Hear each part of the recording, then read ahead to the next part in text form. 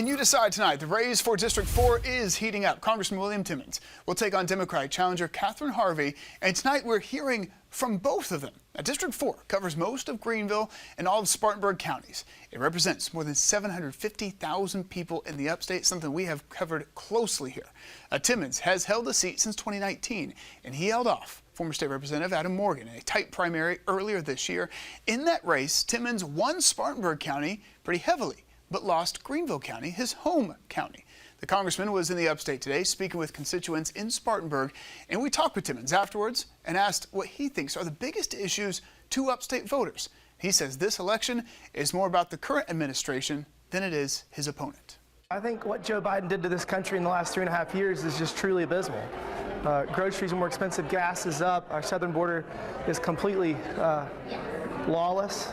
And Americans are hurting. So this isn't about Kathryn Harvey, it's about Joe Biden, it's about Kamala Harris. And people are tired of the direction this country's going, and I think we're going to see that in November. Now, Timmons' opponent, Kathryn Harvey, attended his event today, even asking him a question. Then right after, she held a press conference of her own down the street at the county's Democratic headquarters. Now, Harvey is a Spartanburg native and is currently the chair of the Spartanburg County Democratic Party. She ran unopposed in the primary earlier this year, and she says Timmons is not focused on the upstate. Here's what I heard. I heard about half an hour of him not talking about people. I heard him talking about national headlines and national issues and national politics, and not once truly relating it back to how these issues impact people here in the upstate.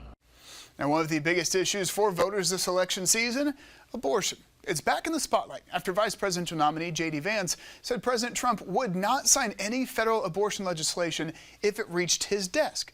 Trump has recently said abortion is now a states' rights issue.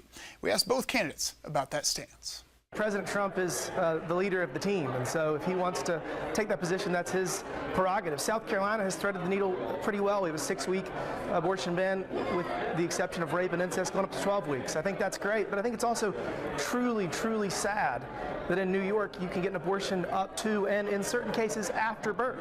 That's ridiculous.